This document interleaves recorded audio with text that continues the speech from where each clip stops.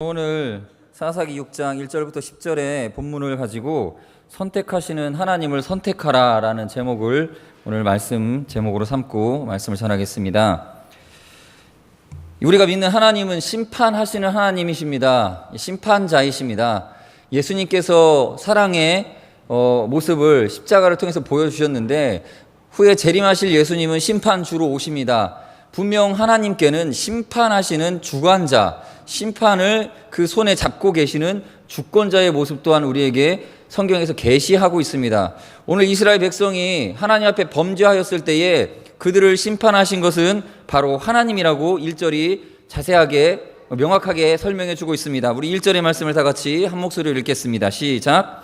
이스라엘 자손이 또 여호와의 목전에 악을 행하였으므로 여호와께서 7년 동안 그들을 미디안의 손에 넘겨주시니, 아멘. 여호와께서 미디안의 손에 넘겨주셨다라고 성경이 정확하게 표현하고 있습니다. 우리들은 하나님이 우리를 심판하셨다라고 말하는 것을 그렇게 생각하고 싶지 않아 합니다. 우리가 심판을 당했을 때에 하나님께서 우리를 심판하시는 분이시긴 하지만 하나님의 손으로 나를 치셨다라고 인정하기에는 하나님의 사랑을 받았던, 그리고 하나님을 사랑으로 이해하고 있던 우리의 믿음과 상충되는 그러한 부딪힘을 느끼게 되는 것입니다.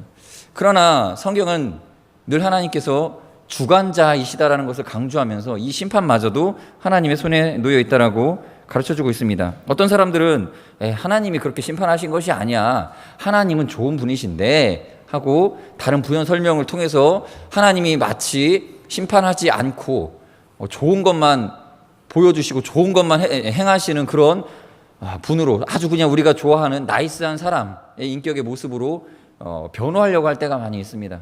그래서 마치 그렇게 묘사하다 보면 어떻게 됩니까? 이상한 사람들이 있죠. 결혼식에는 찾아가고 제사 지내는 상갓집에는 찾아가지 않는 그런 이상한 사람의 성격처럼 하나님을 묘사할 경우들이 많이 있습니다. 그러나 하나님께서는 이 심판을 다 주장하셨다는 것입니다. 이것을 알 때에 우리가 하나님에 대하여서 낙심할 것이 아니라 오히려 그 하나님께서 이 심판을 주관하고 계시기 때문에 안심할 수 있다라는 결론에 우리는 도달할 수 있습니다. 호세아서 6장입니다. 호세아 6장 1절 2절의 말씀을 화면에 보이시면 다 같이 읽겠습니다. 시작. 오라, 우리가 여호와께로 돌아가자. 여호와께서 우리를 찢으셨으나 도로 낫게 하실 것이요 우리를 치셨으나 싸매어 주실 것임이라. 여호와께서 이틀 후에 우리를 살리시며 셋째 날에 우리를 일으키시리니 우리가 그의 앞에서 살리라. 아멘. 찢으신 분이 하나님 맞습니다. 하나님 찢으셨습니다. 하나님이 치셨습니다. 그런데 회복시켜 주실 분도 하나님이다. 이 결론에 우리가 도달하게 되는 것은 이 심판의 주권이 하나님께 있다는 것을 인정할 때입니다. 그러므로 우리는 하나님께서 나를 치셨다, 내가 지금 하나님께 심판당했다라고 할 때 그 사실을 인정하고 하나님 앞에 마음 아파하고, 하나님 어찌하여 나를 이렇게 심판하셨습니까? 내가 무엇을 잘못했습니까? 하나님 내게 무슨 말씀을 하시려 하십니까? 라고 나 자신을 돌아볼 수 있는, 그것이 회복의 실마리가 되어짐을 믿고 여러분들 하나님을 인정하는 삶을 사시기 바라겠습니다. 그런데 이렇게 하나님의 심판하심을 인정하지 않고 하나님께서 하신 일들에 대해서 우리가 하나님의 주권을 인정하지 않을 때 어떠한 반응을 우리가 보이게 됩니까? 일부 신앙인들은 잘못된 반응을 보이죠. 어떻게든 이 심판과 상황을 모면하기 위해서 모면의 방법, 인간적인 수단을 쓰게 됩니다. 그래서 오늘 2절에 이스라엘 백성들이 행한 이 모습을 통해서 우리가 한번 살펴보도록 하겠습니다. 2절 다 같이 읽어보겠습니다. 시작. 미디안의 손이 이스라엘을 이긴지라. 이스라엘 자손이 미디안으로 말미암아 산에서 웅덩이와 굴과 산성을 자기들을 위하여 만들었으며, 하나님의 뜻을 받아들이기는커녕 회개에 합당한 열매를 맺어서 회개의 자리로 나가기는커녕 이들은 그 심판만 모면하려고 산에다가 웅덩이와 굴에다가 산성을 지어서 거기에서 자기 몸만 피하는 것입니다. 그래서 이제 여기 숨어 있으면 이 재앙을 우리가 모면하겠지. 재앙이 무려 7년이나 있었습니다. 첫 번째 해에 당한 재앙을 피하기 위해 그 다음에는 웅덩이를 팠고, 두 번째 해에 당한 재앙을 피하기 위해서 그 다음에는 산에 들어가서 굴에 들어갔고, 또 그것을 피하기 위해서 또 이것과 저것과 이런 방법들을 썼는데 결국 어떤 결과가 나타납니까? 어떤 결과가 나타납니까? 우리 3절, 4절, 5절, 6절 쭉 한번 읽어보겠습니다. 3절, 4절, 5절, 6절 본문입니다. 시작. 이스라엘이 파종한 때면 미디안과 아말렉과 동방 사람들이 치러 올라와서 진을 치고 가사에 이르도록 토지 소산을 멸하여 이스라엘 가운데에 먹을 것을 남겨두지 아니하며 양이나 소나 나귀도 남기지 아니하니 이는 그들이 그들의 짐승과 장막을 가지고 올라와 메뚜기 떼같이 많이 들어오니 그 사람과 낙타가 무수함이라. 그들이 그 땅에 들어와 멸하려 하니 이스라엘이 미디안으로 말미암아 궁핍함이 심한지라. 이에 이스라엘 자손이 여호와께 부르짖었더라. 6절에 가서야 부르짖게 되는데 그 전까지 그 재앙을 다 당했습니다. 피할 수 있었습니까? 없었다라는 얘기입니다. 피할 수가 없습니다. 하나님께서 이스라엘 백성을 심판하시기로 했다면 사람이 어떤 방법으로 그 하나님의 심판을 피하려고 하여도 피할 수가 없습니다. 시편 139편 9절 10절에는 이렇게 나와 있습니다. 내가 새벽 날개를 치며 바다 끝에 가서 거주할지라도 거기서도 주의 손이 나를 인도하시며 주의 오른손이 나를 붙드시리이다. 하나님의 손이 어디에 있든지 나를 붙들고 계시다라는 것입니다. 여러분, 이 심판도 하나님의 손입니다. 하나님이 주시는 축복도 하나님의 손입니다. 하나님이 축복하시고자 하면 우리가 아무리 어리석게 행동해도 그 축복이 우리를 비켜갈 수가 없습니다. 하나님이 저주를 하시면 우리가 아무리 피하려고 해도 그 저주를 피할 길이 없다라는 것이죠. 잔혹한 심판을 당합니다. 이스라엘 백성들은 매우 잔혹합니다. 파종할 때입니다. 이 미디안과 여러 이 적군들이 언제 몰려옵니까? 거둘 때가 아니라 파종할 때입니다. 씨를 뿌려서 이제 막 싹이 나려고 할 때, 그때에 찾아와서 이 씨가 싹이 되어서 이만큼 우물 뜯으면 그때 낙타와 약대 뭐 이런 여러 가지 짐승들 끌고 와가지고 짓밟고 약대가 와서 그거 다 뜯어먹고 아주 아무것도 남기지 않고 가져가 버렸다라는 거예요. 이게 미디안이 자기들이 이 어떤 곡물을 축적하려고 가져가는 거였으면 다 거두어질 때쯤 와가지고 가져갔겠죠. 그런데 그것도 아닙니다. 그냥 이거는 이들의 목적이 있었던 것이 아니라 하나님께서 그냥 그렇게 심판하셨다라는 것을 보여주는 것입니다. 피할 수가 도무지 없다입니다. 여러분, 우리는 일단 포기해야 됩니다. 우리가 죄를 짓고 하나님 앞에 재앙을 당할 것을 예견한다면 혹시 여러분 마음 가운데 큰 죄가 있어서 품고 있는 그 죄악이 있어서 하나님께서 나를 심판하실 것 같다, 피할 수는 없습니다. 그걸 피할 수는 없다라는 것을 먼저 결론 삼으셔야 됩니다. 하나님의 심판을 내가 모면할 길이 없구나. 없습니다. 숨어 있으면 뭐합니까? 몸만 피하면 뭐합니까? 다 짓밟아 놓고 엉망으로 만들어 놓고 그들이 빠져나갔다라는 것이죠. 이때 우리는 어떻게 합니까? 하나님, 기도하죠. 너무하신 거 아닙니까? 자연스러운 우리는 이렇게 기도가 나옵니다. 하나님의 심판이 우리 가운데 임하게 되면 하나님, 어쩜 이렇게 나한테 잔혹하십니까?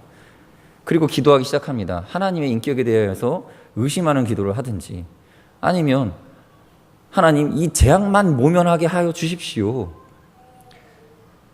파종할 때 오는데 한 반절만 걷어가게 해주십시오. 이렇게 숨어 있는데 우리가 숨은 것을 발견하지 못하게 해주십시오.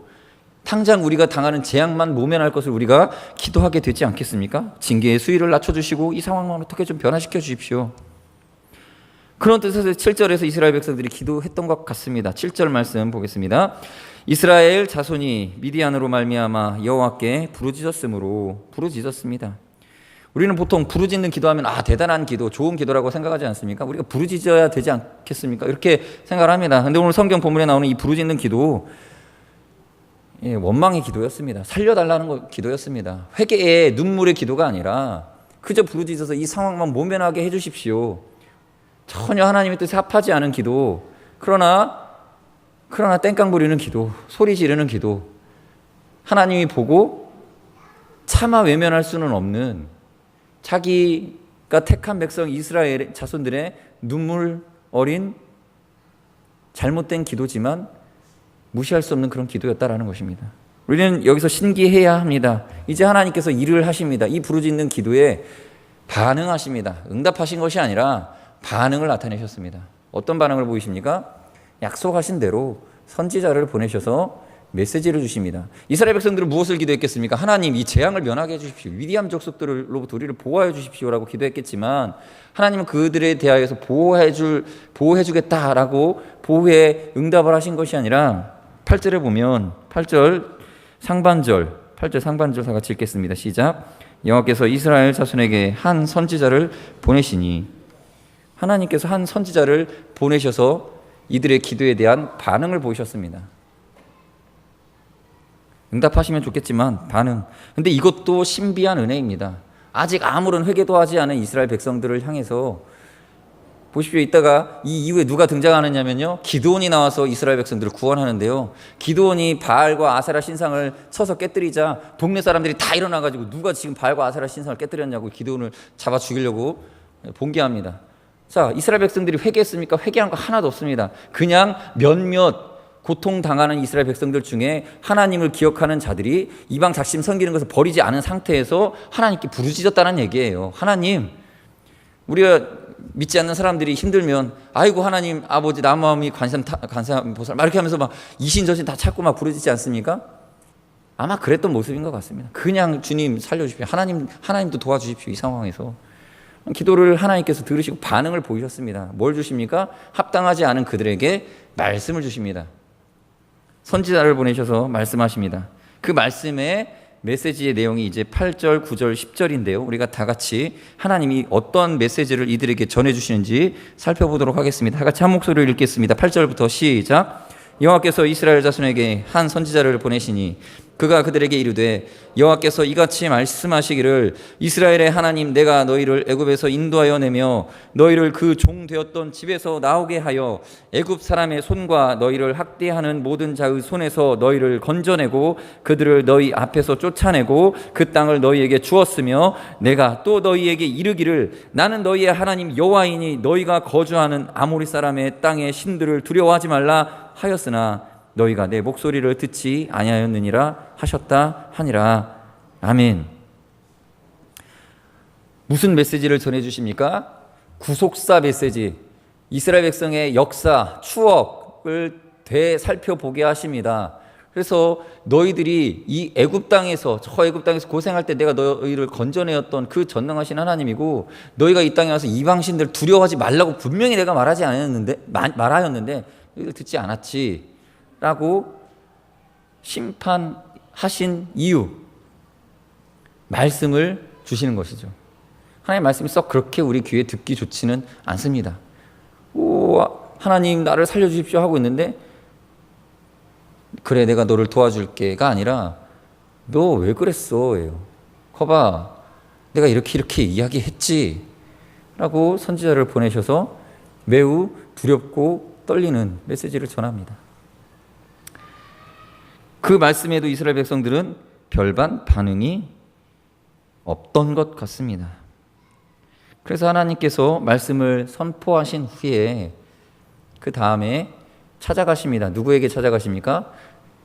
그 이스라엘 백성 중 그 고을 중에서 아마 바알과 아세라 신을 잘 만들고 가장 잘 섬기던 집이었던 것 같습니다. 그래서 기드온의 집에 찾아가십니다. 기드온을 찾아가셔서 기드온에게 말씀하십니다. 근데 그 기드온이 때려부셨던 바알과 아세라 신상이 누구 것이었습니까? 기드온의 아버지 것이었습니다. 기드온의 아버지가 아마 그 마을의 대표였던 것 같습니다. 그래서 그 대표에게 찾아가서 바알과 아세라상 누가 다 두들겨 부셨느냐? 네 아들 아니냐? 잡자. 아버지가 얘기하죠. 바알과 아세라가 신인데 알아서 심판하지 않겠느냐? 그 말 듣고 다 물러가지 않습니까? 얼마나 대단한 우상 숭배자였는지 모릅니다. 그 우상 숭배자의 집에 아들 기드온에게 하나님께서 찾아오십니다. 이해할 수 없는 은혜죠. 아주 죄인 중에 죄인이었던 사람의 집에 찾아오셨다라는 거예요. 그래서 그를 이스라엘의 구원자로 삼아 주셨습니다. 아마도 아버지는 이스라엘 백성 중에 악한 자였을진 몰라도 기드온에게는 하나님에 대한 어떠한 그 신앙의 약간의 모양이 하나님께 보였는지는 모르겠습니다. 아무튼 하나님의 은혜가 먼저 임합니다. 여러분 성경에 보면 이런 경우들이 많습니다. 심판이 있는데 그냥 이렇게 별반 의미 없는 부르짖음을 하나님께 부르짖고 하나님께 합당하지도 않은 부르짖음에 하나님께서는 자비하셔서 긍휼로 반응을 하시고요. 그리고 이해할 수 없는 방법으로 이해할 수 없는 사람에게 찾아가셔서 구원의 계획을 진행시켜 나갑니다. 이게 은혜입니다. 먼저 선자비 후 회개. 먼저 자비를 베풀어 주시고 그 다음에 그 사람들에게 회개를 요구하시는 하나님을 우리가 보게 되는 것입니다. 그래서 우리는 이해할 수 없습니다. 예수님이 왜 십자가 지고 여기는 우리들을 위해서 죄인을 위해서 십자가 지셨다고 하는데 우리가 회개할 거 어떻게 알고 먼저 십자가를 지셨는지 모르겠습니다. 여기 택하신 분들이 어떻게 했으면 믿을 줄을 알고 여러분들을 위해 2000년 전에 예수님이 십자가 지셨는지 모르겠습니다. 그러나 하나님께서 먼저 은혜를 베푸시고 그 후에 합당한 반응을 우리에게 기대하신다라는 것입니다. 그래서 이제 기드온에게 찾아오셔서 이스라엘 백성의 구원에 대해서 이야기하십니다. 자, 아무튼 이 메시지의 가장 첫 번째 마지막에 나오는 10절에 보시면 이 메시지의 결론입니다. 10절 말씀 우리 다 같이 한번 다시 읽어보겠습니다. 시작. 내가 또 너희에게 이르기를 나는 너희의 하나님 여호와이니 너희가 거주하는 아모리 사람의 땅의 신들을 두려워하지 말라 하였으나 너희가 내 목소리를 듣지 아니하였느니라 하셨다 하니라. 분명히 하나님께서 얘기하시기를 뭐라고 얘기하십니까? 아모리 사람의 땅의 신들을 두려워하지 말라. 저 우상들을 두려워하지 말라라는 것입니다. 두려워하지 말고 쫄지 말아라. 쉬운 표현으로 겁먹지 말아라라고 메시지를 주셨습니다. 근데 겁먹죠. 두려워한다라는 것입니다. 여러분, 사람은요 두려워하는 것에 의해서 모든 것을 선택합니다. 두려운 것만 피할 수 있다면 뭐든지 할 수 있는 게 사람이에요. 내가 두려워하는 그것만 내가 모면할 수 있으면 우리의 사고방식이 가장 앞선 것은 그거예요. 두려워하는 것. 내가 뭘 무서워하는가. 여러분, 무서워하는 그것 때문에 아침에 일어납니다. 여러분들이 무서워하는 그것 때문에 하기 싫은 그 일을 하고 계십니다. 여러분들이 그 무서워하는 그것 때문에 살아가고 있어요. 근데 그 두려워해야 될 대상이 잘못됐다면 그 두려움도 잘못된 것이고 모든 것이 다 잘못된 삶을 살아가겠죠. 하나님께서는 우상들, 이 이방신들, 사람의 손으로 만들어서 꾸며놓은 것을 두려워하지 말라고 분명히 말씀하셨는데 두려워하게 됩니다. 자, 왜 두려워하게 됐는지 좀 설명을 드리겠습니다. 여러분, 사람의 마음에는 두려움이 왜 들어오는지 아십니까? 하나님의 사랑과 하나님과의 교제, 큰 자와의 사랑의 교제가 없으면요, 하나님의 크신 능력이 많으신 하나님과의 교제가 없으면 사람 다 누구나 두려움에 빠지게 되어 있습니다. 하나님의 사랑이 없으면 두려움이 몰려오는 것입니다. 그 사랑의 확신이 없으면 두려워지는 것입니다. 여러분, 공동체 안에 사랑이 없으면요, 그 공동체 두렵습니다. 무섭습니다. 어떤 모임이든지요, 사람들이 많이 모인대요. 여기 모여야 된대요. 저기 가야 된대요. 근데 그 안에 사랑이 없어요. 얼마나 무서운지 모릅니다. 그 공동체 정말 무섭습니다. 사랑의 반대말은 미움이 아니라 두려움입니다. 미움은 그 중간 과정일 뿐이죠. 결과는 두려움이에요. 사랑이 빠져나간 곳에는 항상 두려움이 존재합니다. 가족 안에 사랑이 없습니다. 집에 들어가기 싫어요. 교회 안에 여러분들 만약에 여러분들 구역이나 여러분들 부서 안에 사랑이 없습니까? 그 안에 들어가면 두렵습니다. 무섭습니다. 무서워지기 시작해죠. 긴장을 하게 됩니다. 떨고 눈물을 흘리고 자빠지게 되어 있습니다. 여러분, 여러분의 공동체에 사랑이 없다면 자연스럽게 밀려 들어오는 두려움이 있을 것입니다. 성경은 그렇게 기록합니다. 요한일서 4장 18절, 사랑 안에 두려움이 없고, 다 같이 읽겠습니다. 사랑 안에 두려움이 없고 온전한 사랑이 두려움을 내쫓나니 두려움에는 형벌이 있음이라. 두려워하는 자는 사랑 안에서 온전히 이루지 못하였느니라. 아멘. 하나님을 사랑하지 않은 그 자리에, 형제 자매들을 사랑하지 않은 그 자리엔 두려움이 임하고, 두려움이 있는 곳에 우리가 사랑을 심으면 두려움이 사라집니다. 여러분, 생각해 보십시오. 공포영화에 보면 귀신이 무섭게 막 달려들죠. 예? 무섭죠. 왜 무섭습니까? 그 귀신의 안에 따뜻함이란 전혀 없을 거라는 기대가 있기 때문에, 잔혹하기 때문에 두렵습니다. 그런데 그 귀신이 어느 날 꽃다발을 들고 와서 당신은 사랑받기 위해를 불러준다든지, 바로 내가 사랑이 있다는 것을 고백하고 나타나면 두려움이 다 사라질 것입니다. 아무리 못생기고 무서운 귀신이라 할지라도 두려움이 다 사라져 버립니다. 아무리 못된 사람이라 할지라도 그 사람이 어느 날 갑자기 그 마음에 있는 그 따뜻한 하트가 겉으로 다 드러나면 두려움이 사라지게 되는 것입니다. 여러분, 사랑으로 심으면 두려움이 다 떠나가게 된다는 것이죠. 그러므로 누가 사랑할 수 있습니까? 공급받은 자입니다. 하나님께 사랑을 공급받아서 그 사랑이 따뜻한 사람이 또 사랑을 가지고 들어가고, 그래서 공동체가 따뜻해지는 것이죠. 두려움이 사라지는 것이죠. 자, 이 사사기 초반에 6절이죠. 이제 사사기 6장이죠. 초반에 왜 이스라엘 백성들이 이렇게 실패를 경험합니까? 여호수아 시대 때 엄하게 경고했던 그 경고를 무시했기 때문에 그렇습니다. 여호수아와 이스라엘 백성들의 거의 마지막쯤에 있었던 여호수아의 유언과 이 이스라엘 백성들 간의 담화의 내용을 우리 여호수아 24장 22절부터 24절까지 말씀을 통해서 우리 다 같이 한번 살펴보도록 하겠습니다. 여호수아 24장 22절부터 24절 시작. 여호수아가 백성에게 이르되 너희가 여호와를 택하고 그를 섬기라 하였으니 스스로 증인이 되었느니라 하니 그들이 이르되 우리가 증인이 되었나이다 하더라. 여호수아가 이르되 그러면 이제 너희 중에 있는 이방 신들을 치워버리고 너희 마음을 이스라엘의 하나님 여호와께로 향하라 하니 백성이 여호수아에게 말하되 우리 하나님 여호와를 우리가 섬기고 그의 목소리를 우리가 청종하리라 아니다 하는지라. 아멘. 저는 이 성경을 보면서 이스라엘 백성들의 반응에 조금 의문이 듭니다. 여호수아는 분명히 너희가 여호와를 택하고 섬기라, 그리고 23절에 이어서 이방 신들을 치워버리라 라고 여러 가지 구체적인 표현을 써서 이스라엘 백성들에게 권고를 하는데, 이스라엘 백성의 대답은 단순하죠. 우리가 하나님 여호와를 섬기겠다 라고 그럽니다. 섬기겠다, 잘 섬기겠다. 여러분, 우리는 이 오류에서 벗어나야 됩니다. 우리가 하나님 잘 섬기면 됩니까? 예, 잘 섬기면 됩니다. 그런데 구체적이지를 않아요. 잘 섬겨야 되는데 어떻게 섬겨야 될지를 모릅니다. 네, 여호수아는 분명히 가르쳐줬어요. 하나님을 택하라. 택하다는 표현은 히브리어로 바하르입니다. 바하르, 그냥 선택하다, 결정하다라는 것입니다. 여러분, 뭘 선택합니까? 선택이 뭐예요? 여러 가지가 있는데 그 중에 하나를 선택한다고 할 때 선택한다라고 표현하는 거예요. 그럴 것이 아무것도 없는데, 그냥 하나밖에 없는데 그 하나만 선택하는 것이 아니겠지요. 근데 이스라엘 백성들에게는 여기에 많은 것들이 놓여져 있습니다. 저기 가나안 땅에 가면 여러 우상들도 있고, 또 여러 신들, 또 여러 가지 방법으로 하나님 섬기는, 여러 가지 하나님 섬긴다고 하는 여러 방법들, 여러 가지 것들이 놓여 있습니다. 그 중에서 하나님 선택을 해야 되는데 그 선택을 못했다라는 거예요. 선택을 제대로 못했습니다. 분명히 하나님 이스라엘 백성들에게 너희 중에 있는 이방 신들을 치워버리라고 말을 했는데, 그에 대한 반응 여기는 안 나와 있습니다. 예. 이방 신들을 치워버리라. 예, 선택이 뭡니까? 하나를 놔두고 나머지를 버리는 거예요. 그럼 선택이 그겁니다. 자, 여러분들 사랑하는 사람이 생겼습니다. 다른 것들은 어떻게 해야 됩니까? 버리는 거예요. 예, 버려야 됩니다. 내가 사랑하는 우리 아내도 사랑해. 아내도, 도자가 중요하죠. 여기서 아내도 사랑해가 되면 어떻게 되는 겁니까? 우상숭배죠, 이게. 아내도, 하나님도 사랑해. 다 버려야 되는 거예요. 버리지 않고 남겨두면 선택한 거라고 할 수 있습니까? 택한 게 아니에요. 자, 하나님을 선택해야 됩니다. 여러분, 하나님을 택하라는 말은 하나님을 그냥 잘 섬기다라는 얘기가 아니라 하나님 외에 다른 것들은 버리라는 얘기입니다. 다른 하나님과 하나님의 가치와 대비되는 것들을 버려라라는 거예요.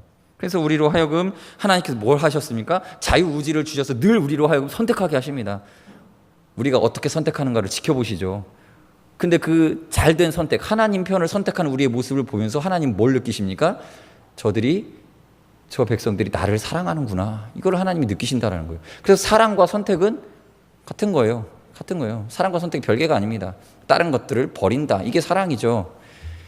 하나님께서 우리를 사랑하셔서 자기 아들 독생자 예수를 십자가에 버리셨죠. 택하신 겁니다.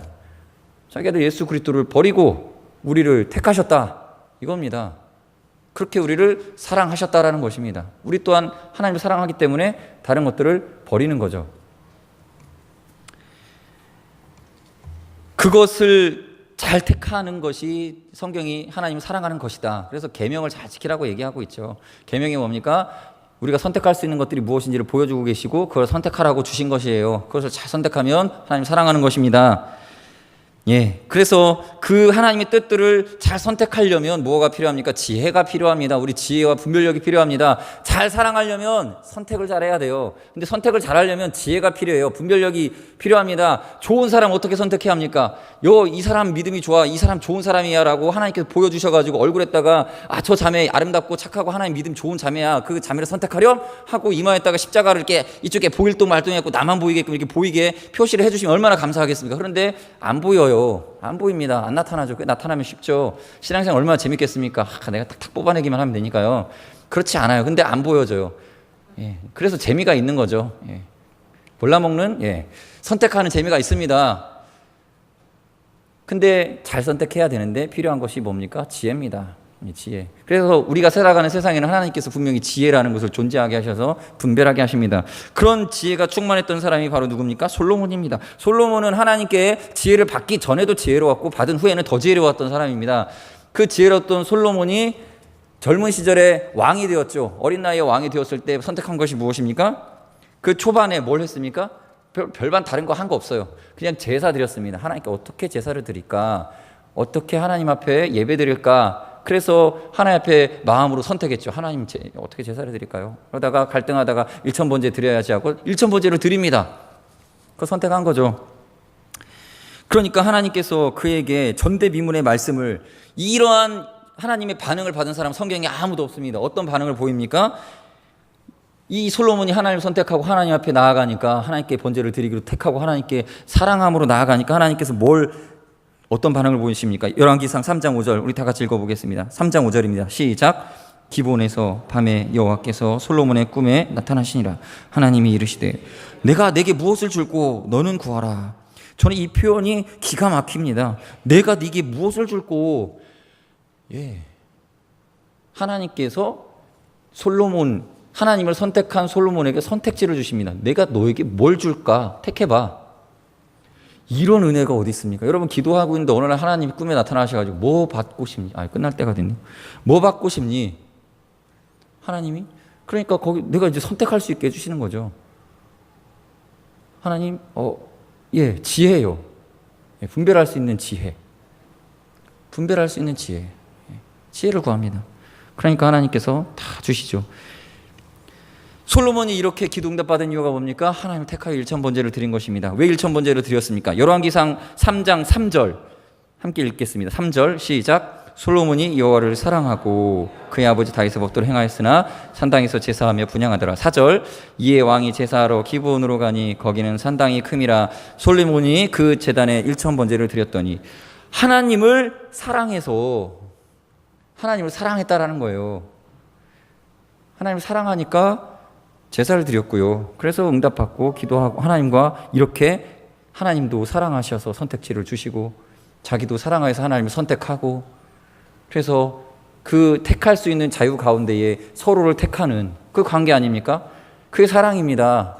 여러분, 아내나 여러분들 사랑하는 누군가가 있습니다. 그에게 자유를 주십시오. 나를 택하든지 남을 택하든지 하십시오. 그런데 그 사람이 자유 가운데 나를 택해주고 나도 내 자유 가운데 그를 택하여 주고, 사랑 아닙니까? 요한일서 5장 2절 말씀, 3절 말씀 같이 읽겠습니다. 요한일서 5장 2절 시작. 우리가 하나님을 사랑하고 그의 계명들을 지킬 때에 이로써 우리가 하나님의 자녀를 사랑하는 줄을 아느니라. 하나님을 사랑하는 것은 이것이니 우리가 그의 계명들을 지키는 것이라. 그의 계명들은 무거운 것이 아니로다. 아멘. 무거운 것이 아니라는 표현은 뭡니까? 지킬 수 있고 안 지켜도 되는데 지키는 것이 좋겠다. 그래서 우리로 하여금 지킬 수 있게끔, 얼마든지 지킬 수 있게끔 배려하신 하나님, 우리와 사랑하자라고 말씀하신 하나님이심을 우리가 이 말씀에, 때로는 말씀이 엄한 것처럼 들리고 때로는 심판의 메시지도 우리가 듣게 되겠지만 그 메시지 안에는 무엇이 담겨 있습니까? 하나님, 너와 사랑하고 싶다. 정말로 너도 나를 사랑하고 나도 너를 사랑하고 싶다. 이 메시지를 그 안에 계명 속에 담아두고 계시다라는 것입니다.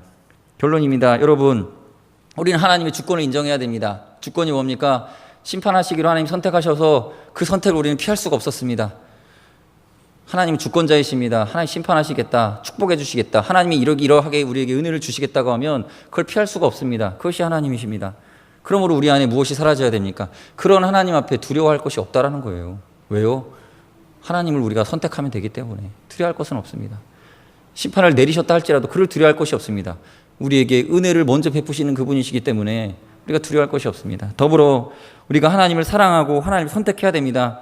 그래서 우리 안에 존재하고 우리의 환경에 존재하는 두려움들을 다 물리쳐가고 사랑이 그 안에 따뜻하게 존재하도록 만들어가는 일, 이것이 복음이고 예수 그리스도의 사랑의 사역인 것입니다. 이 사역을 통해서 하나님께 영광 돌리는 우리 귀한 안현교회 성도님들이 되시기를 바라겠습니다. 이 시간 다 같이 합심해서 기도하겠습니다.